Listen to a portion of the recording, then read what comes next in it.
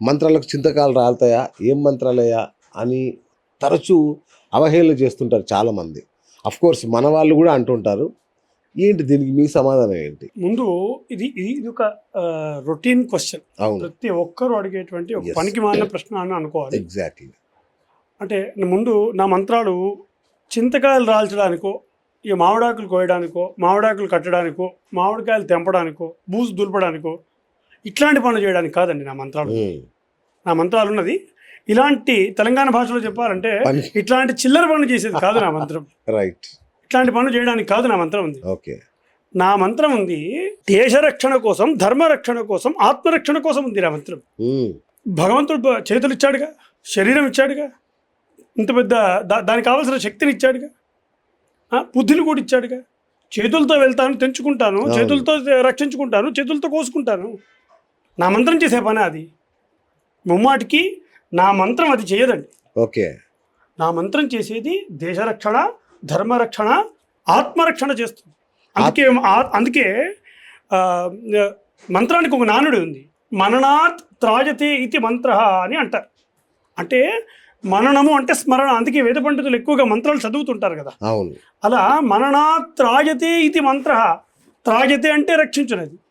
మననము ద్వారా, అందుకే స్మరణ చేయడం ద్వారా నన్ను రక్షించేది నా మంత్రం. ఓకే. అంతే తప్ప ఇట్లాంటి చిల్లర పనులు చేసేది కాదు నా మంత్రం. ఇలాంటి చిల్లర పనులు చేయడానికి కూడా కాదు నా మంత్రం. నన్ను రక్షించేది నా మంత్రం.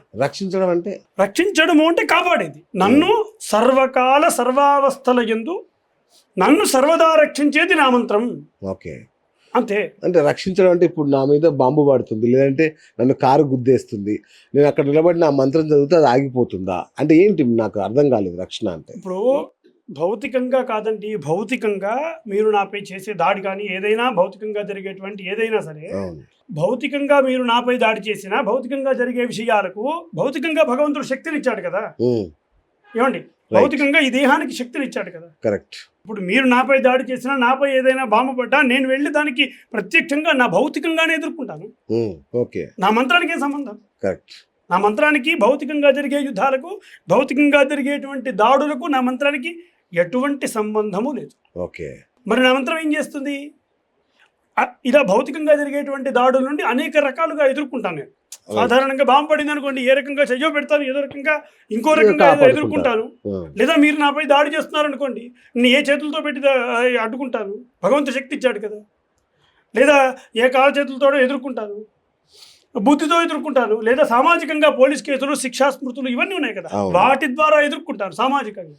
రైట్. కానీ నా మంత్రము ఇలాంటి భౌతికమైనటువంటి విషయాల పట్ల కాదు, ఆంతరంగికమైనటువంటి నన్ను రక్షించేది నా మంత్రం. ఆంతరంగికమైనటువంటి దాడుల నుండి నన్ను రక్షించేది నా మంత్రం. ఆంతరంగికమైన దాడులు అంటే కామ, క్రోధ, లోభ, మదమోహ, మాత్సర్యములు అనేటువంటి దుర్గుణాల నుండి నన్ను, అంటే ఈ పాంచభౌతికమైన శరీరం కాదు, ఈ భౌతిక శరీరం కాదండి నన్ను. అంటే అందుకే వేదాలు, ఉపనిషత్తులు ఏం చెప్తున్నాయి? బ్రహ్మైవ ఆత్మ. ఆ పరబ్రహ్మం ఏదైతే ఉందో అదే ఆత్మస్వరూపము అని చెప్తున్నాయి. అందుకే వేదసారమంతా అజమాత్మ అని వేదం అథర్వణ వేదం చెప్తుంది. అంటే నీవే ఆ ఆత్మవై ఉన్నావు, అజమాత్మ. ఆ ఆత్మస్వరూపమే నేను. బ్రహ్మైవాహమస్మి అంటే ఆ పరబ్రహ్మం ఏదైతే ఉందో అది నేను ఆత్మస్వరూపంగా ఉన్నా. ఓకే. కాబట్టి నేను అనేది ఈ భౌతిక శరీరం కాదు, ఆత్మ. అలాంటి ఆత్మను నన్ను సంరక్షించేది మంత్రం. నాపై ఆంతరంగిక దాడులు, కామ, క్రోధ, లోభ, మతమోహ, మాత్సర్యాలు చేసేటువంటి దాడుల నుండి నన్ను సంరక్షిస్తూ, దానికి కావలసిన శక్తినిస్తూ, నన్ను నేను దర్శించుకునే విధంగా అనుగ్రహించేది నా మంత్రం. అంతే తప్ప ఇట్లాంటి భౌతిక విషయాల పట్ల కాదు, భౌతిక విషయాల పట్ల చరించదు నా మంత్రం. అద్భుతంగా చెప్పారు గురుగారు. అయితే నా సందేహం ఏంటంటే, మరి అలాంటి మంత్రాలను మీరు అంటే బ్రాహ్మణులు కావచ్చు, ద్విజులు కావచ్చు, ఎవరైనా నీకు కారు వస్తుంది, నీకు ఇల్లు వస్తుంది, నీకు సంతానం కలుగుతుంది అని చెప్పి యజ్ఞ యాగాదులని, హోమాలని, జపాలు, తపాల పేరుతోటి ఎందుకు? అది మోసం కాదా అది చేయడం? మరి కాదండి. ఇప్పుడు మీరు ఒక కోరిక కోరుకోండి, ఏదైనా కోరుకోండి. ఓకే, మా ఛానల్ బాగుండాలి, మీరు మనసు కోరిక కోరుకున్నారు, ఏదో కోరిక కోరుకున్నారు. కోరికను చూపించలేరు. అవును. కోరుకున్న దాన్ని కాకుండా కోరికను చూపించగలరా? మీ కోరిక ఏమిటో, ఎలా ఉంటుందో దాని రంగు ఏమిటో, రుచి ఏమిటో, చిక్కదనం ఏమిటో చూపించగలరా? లేదు. లేదు కదా. కోరికను చూపించలేను నేను, ఆ, అది మనస్సులో పుట్టేది. ఓకే. ఇప్పుడు మీకు చెప్తాను, ఉదాహరణ చెప్తా. ఒక చెట్టు దగ్గరికి మీరు వెళ్ళారు, పైన పండు కనబడుతుంది, ఆ పండుని మీరు తినాలి అని అనుకున్నారు. తినాలి అని అనుకోవడం కోరిక. రైట్. అర్థమైంది? ఈ కోరిక ఎక్కడి నుంచి పుడుతుంది? మనలో ఉన్నటువంటి మోహానికి పుట్టే సంతానమే కోరికలు. ఓకే.